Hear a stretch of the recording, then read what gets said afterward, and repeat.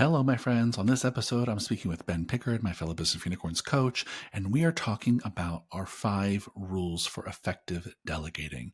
So, if you are a gym owner or anyone who works on a team and you would like to delegate more to build your capacity, get more things off your plate, maybe you're a gym owner who's trying to grow your gym to a place where it can run without you. This is an important episode for you because delegating is a critical skill that no one ever teaches us, but is absolutely essential for growing and scaling a gym. So if you want to delegate more and clear things off your plate, keep on listening, my friend.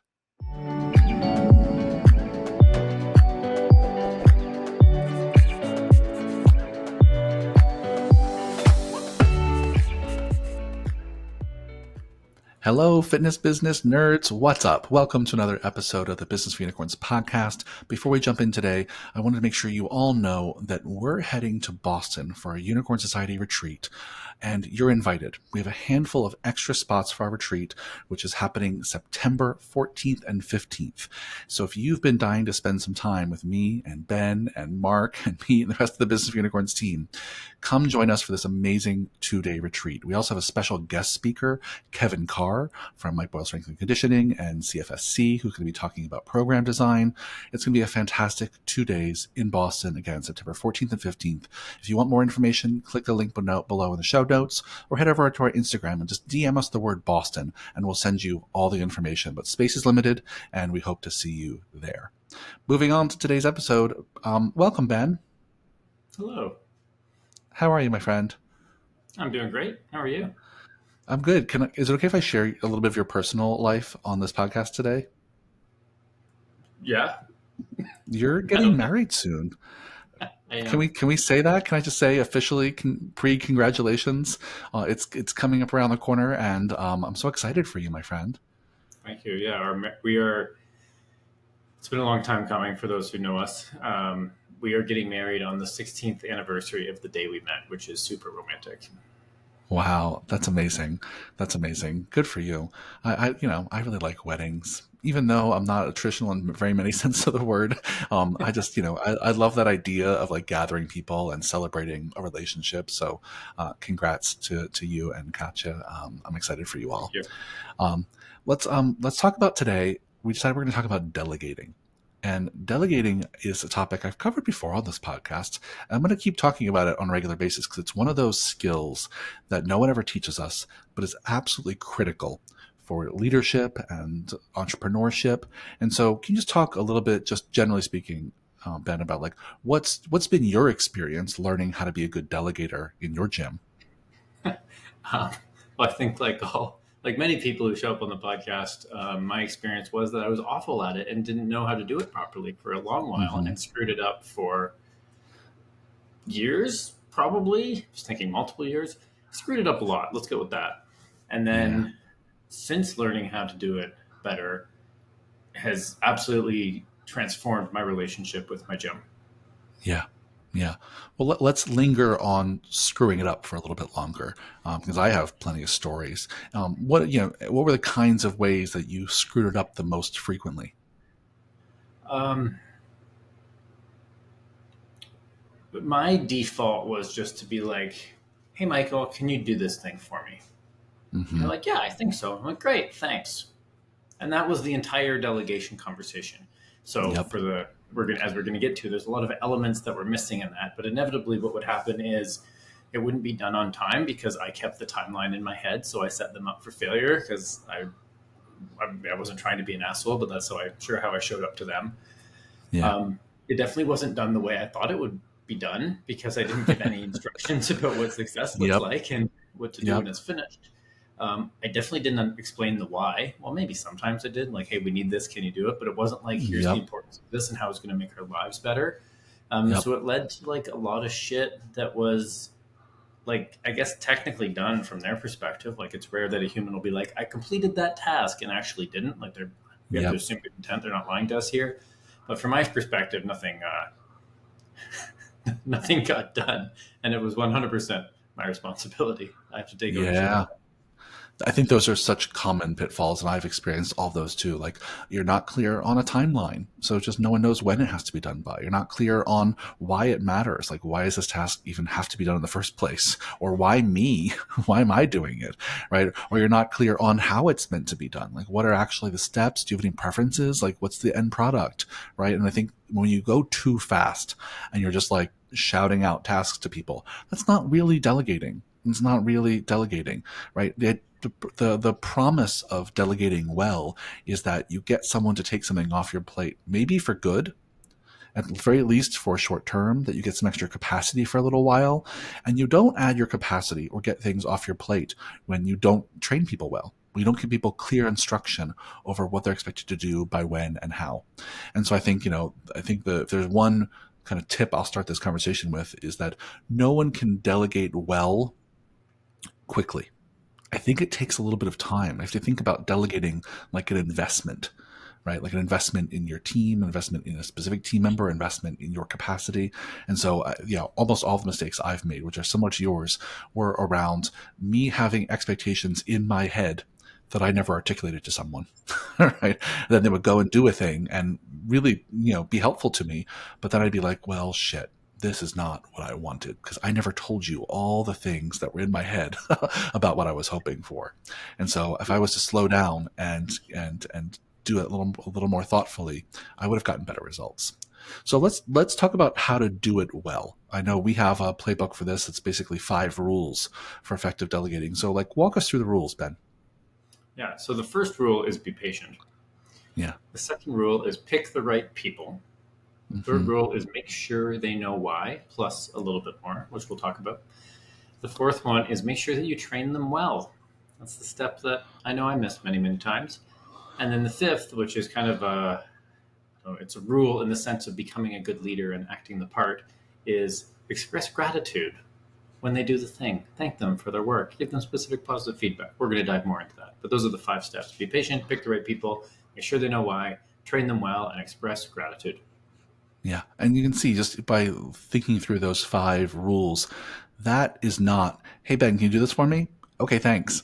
Right? Like, that's not delegating. Right? That'd be useful once in a while, right? You might have a shorthand with some people and they can grab something off your plate that they know how to do well. But most of the time, you're delegating because you really need someone to take something off your plate and get you more time back. And so these steps really matter to be able to do that well. So let's talk about, we talked about this a little bit already, but start with, let's be patient. Say more.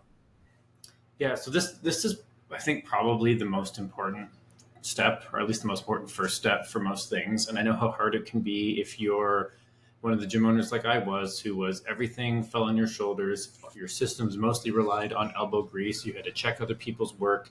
Particularly challenging if you've been burned in the past. So you've created a very compelling narrative of why you don't want to invest in your people, because they're not going to last very long anyways, and it feels like a waste of time. But it's really around not expecting people to nail it right off the bat, because if you have a preconceived timeline in your head, and sometimes it's more subconscious than conscious, you didn't write it down, you didn't say I expect everyone to get this immediately, no one would agree with that statement. But maybe in your head, you're like, man, I really need this off my plate in 5 days. But you don't have the skill set or the materials in order to train somebody even 80% effectively in 5 days. When you get to day 6 and you're kind of like ants in your pants, to use a really old reference, and having that anxiety and that urgency in the training process, you're probably stressing the hell out of your people. And people don't always do well under stress in the first place, particularly if they're dealing with the owner one-on-one.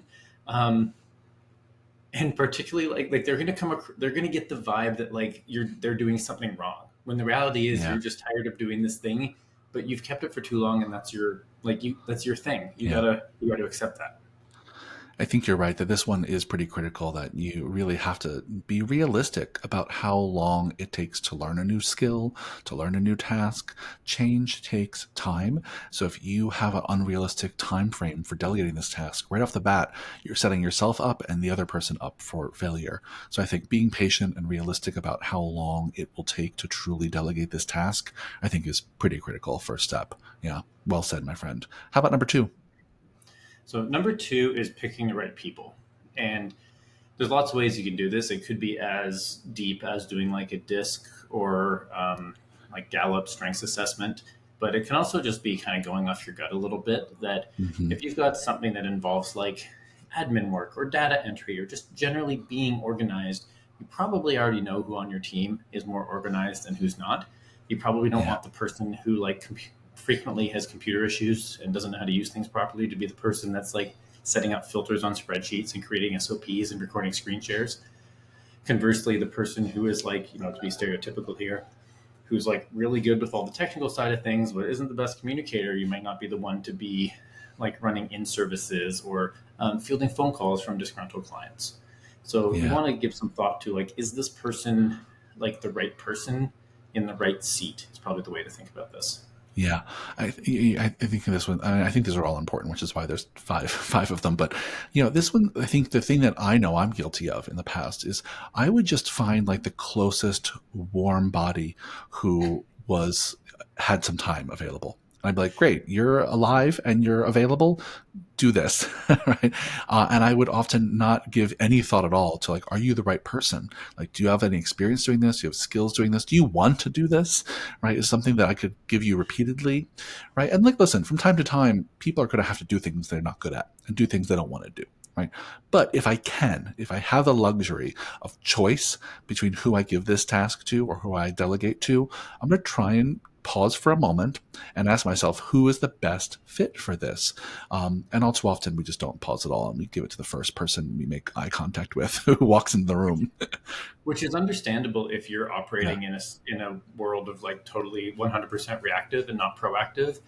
And I Yeah. guess the like partway through mini lesson here is if you're operating in reactivity and you want to get out of reactivity and into being proactive, you're going to need to take a little bit of pause to be patient and pick the right people. Otherwise, you're just continuing to throw shit at the wall to see what sticks. And sometimes it will, Yeah. sometimes it won't. But as Michael Yeah. already said, I'd argue that's not real delegation. Yeah, for sure. Yeah, love it. Let's keep going. What about number 3, which is making sure they know why? Yeah. So the way I think of this is if you want someone to be successful at something, it's often more impactful to enroll them into the vision of like, why is this important? How does it need to be done? By when is it due? I would argue if you don't have a by when, it's not actually totally delegated. Hmm. But like enroll people into the vision. They're probably some people on your team might be working for you because they need a part-time job, and that's totally fine. That's how jobs work. You do work, you get money. But there's Yeah. also people on your team who are probably committed to helping people and making an impact health and fitness wise. And maybe they're here in the fitness industry instead of in a corporate job because of their personal benefit through fitness.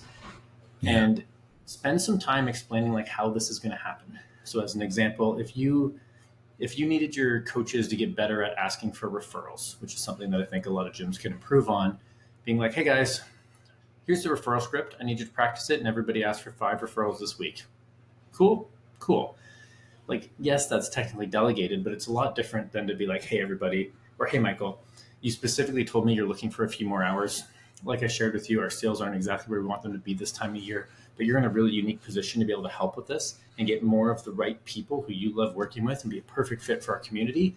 Would you be open to asking for some referrals if I taught you how to do it, role played it with you, and set you up for success? That way you can get some more hours when those people refer you or referral bonus, wherever it works at your gym, but we both get more of what we want. Would that be Yeah. cool with you? Like the latter is something that you can actually give a shit about. The former was something that was just like, well, my boss needs me to do a bunch of crap and I don't get it. And I didn't sign up for this job to do sales. I'm a trainer. Yeah. Yeah, I think it's a really great example, Ben, and really well said. And I think any task that is worth delegating has a why behind it that's worth knowing. Whether you're, delegating someone to like take out the trash or, like clean up the studio afterwards, like cleanliness at the gym is really important. The task of taking out the trash is not just about taking out the trash. And so I would say to someone like, did you know that like cleanliness at gyms or lack of cleanliness at gyms is like one of the primary reasons people leave gyms is that they're just kind of gross. So this task, while maybe not the most sexy, is really critical to making this feel like a safe, clean space that people want to be at every day. And so, Yeah. no matter what the task is, there is often a why behind it that you might be very clear to you, as the owner, but it's maybe not clear to everyone else. So I think sharing that why is important. The other thing I'll add to this, just like another color of this rule of make sure they know why, is it's also sometimes useful to make sure they know why you picked them. Mm. Right. So not just why the task matters, but I could also interpret that as why them. And I might say like, hey, Ben, I'm giving you this task because I know you are really good at attention to detail. Last project you did for me where you did that spreadsheet, you did such a good job of catching mistakes. And I really want you to bring that expertise to this project as well, which is why I think you're the perfect person. Right. And that level of why is also, I think, important here. Anything else on this one before we keep going? No, that was thorough. I'm going to use the why them as well. Yeah, I think it's a nice extra kind of bonus to that rule. Number 4 is train them well, and by that we mean like be specific about what you want. And this could be its own separate podcast, honestly. But in a nutshell, how do you do this? How do you train someone well when you're delegating? Yeah. So there's 4 steps to this. It's tell, show, do, apply. So in very brief, because you're right, this could easily be a podcast. Tell them what's expected of them. That would be the what, the why, the how, the by when. It would be here's the relevant SOPs, here's the tools you're going to need for success. But make sure that you're starting off with here's what I need you to do, here's what success looks like, and here's how you get from A to B. The show is then going through that with them. So for instance, that could be I'm just going to use the taking out the trash example. If it's my first day at Michael's gym, I don't know where all the garbage cans are. I don't know where the garbage bags are. Do we separate recycling here? Do we give a fuck about that? Where's the dumpster? Where does this actually go? What day do I need to do it? I'm probably, even though I've taken out trash before in my life, I probably would benefit from a once over of Michael actually just showing me how to do this. Here's how it all works. The do is then get them to do the thing. So that would be, hey, I've been fully trained on taking out the trash. I do it every Thursday. Michael's probably going to want to check in with me a few times on that to make sure I'm actually doing it properly. That could look like spot checking all the trashes to make sure I didn't miss any. It could look like seeing if I remembered to ask if when we run out of garbage bags. You get the idea here. Yep. And then the apply is my favorite part of this. And this is giving people autonomy to improve the process. So back to the picking the right person and the be patient. I know this is where the taking out the trash analogy probably breaks down a little bit, but sure. you want that person to feel some ownership of the thing. And it's understandable, especially when a lot of our gyms rely on technology or progressive training methods or new equipment or all sorts of different things that change on often a daily, weekly, or monthly basis in our gym. Once I've been doing this thing for a while, I probably know how to do it the best of anyone in the studio. And if I find a better way to do it, Michael wants me to be empowered to make changes to that process so that, 1, he doesn't have to do it, but 2, it doesn't get outdated. Yeah. Yeah, well said. And even for trash, I know it's a silly example we're using here, but even for trash, if they realize, for example, every Saturday when we're busy, these trash cans get so overflowing by middle of the day. Can we just get bigger trash cans? Or these trash bags, often, break apart and are cheap. Can we get better ones? Or, or our neighbors keep filling the dumpster. There's no room for us. Should we talk to them about that? Right? Even with trash, there are ways to improve the process and pay attention to make sure that the task is getting done well over time. So I think, even still, I think this is a really great one, which is if you slow down and you tell them, show them, watch them do it, and then over time, give them the kind of autonomy to really own that task and improve it, you will be a much more effective delegator. This training piece is really kind of the key to making sure that someone is really empowered to take on a task repeatedly at the gym and maybe take it off your plate forever. Let's dive into the last one because I know we're a little pressed for time today. The last one seems like the most basics. Seems like we shouldn't even have to say it, right? The last one is express gratitude. But Ben, why do we have to say this as one of the rules? Why do we have to say thank you? Because we're polite human beings. No, but seriously, you know the ratio better than me, but it's you want to have a 3 or more to 1 ratio of positive feedback to negative feedback. And I think, at least in my experience, as entrepreneurs, we often are, what makes us good at what we do is that we're looking for the errors. We often don't even see the wins in our own life. So making this part of the process as, being a good human being is 1, going to help us give more specific positive feedback to our staff so that when there is something that's missed, they don't They don't get the impression that we only call them into their office when they're in trouble. No one likes to go to the principal's office. But more importantly, it's also going to reinforce to that person that they're doing a good job. They're going to be getting that specific positive feedback. They're going to feel good about what they're doing, even if it's something as simple about taking out the trash or keeping the gym clean. And if I was making intention to do a good job on that, not just check the box, I'm like, okay, and be like, hey, I've seen your hard work of taking out the trash. You've improved our system for this. The gym always looks spotless because of you. All the team are now keeping it cleaner. I just wanted to say, like, thanks to you. I've had 5 comments from members talking about how good the space looks. Like, thanks so much for really taking ownership of that. Like, I was saying that to myself in a hypothetical situation, and I still feel a little bit of good. Ooh, I am doing a good job in my hypothetical story. Yeah. Well, it was the specificity, I think, that really makes it feel special, right? And every time you mentioned it, you said, specific positive feedback. And that's the thing we often miss. It's not like, good job today. It's, when I saw every time you take out the trash, I see you do it with care. I saw you wipe up that spill the other day. All of that goes a long way. I notice it. The clients are noticing. So thank you for helping this place stay clean and tidy. Like that is so much more specific than like, good job today, Ben. That doesn't resonate. That doesn't actually move the needle. But even just saying the other specificity out loud makes you have feelings, right? It makes you feel like warm and fuzzies. And that's so important if you want people to do good work. Yeah. Well, let's read through. Say that again. I don't have a whole lot to add. I think we were super. I think we crushed it. Do you want to just kind of go through the 5 one more time and recap for us, and then we'll wrap it up here? Exactly. So it's be patient, especially if you've been trying to delegate things off your plate for a while and you're feeling that urgency and anxiety. Take your time and do things well. It'll pay off in the long run. The second is pick the right people and, of course, let them know why they're the right people, but making sure you're giving things to people that have the skill set to do that. Make sure they know why. Why does it need to get done in the first place? Why are they the right person to do it? What does success look like? How do they get there? But really enrolling them into the vision of this. 4 is train them well using the tell, show, do, apply method we discussed. And then last but not least is express gratitude. And I'd even change that to be like express specific gratitude. Yeah, we should change it. Yeah, I think that's really smart. Yeah, great summary. Awesome. My friends, I hope you're taking notes. Go apply this right away. If there's stuff that's on your plate that just really should not be on your plate as the owner or whatever your role is, get some help. Start to delegate. It's a great, if you do it well, following these steps, you're going to create a culture where people are really willing and able to help each other out more often. When the help comes with such a thoughtful ask, with such a thoughtful training, with such a thoughtful handoff, this really is something that can improve your team culture. Thanks as always, Ben. I appreciate the conversation. Friends, don't forget, if you want to join us in Boston, September 14th, 15th, click the show notes down below or head over to Instagram and DM us the word Boston, and we'll send you more information about joining the few spots we have. Thanks, Ben. See you on the next one. Thank you.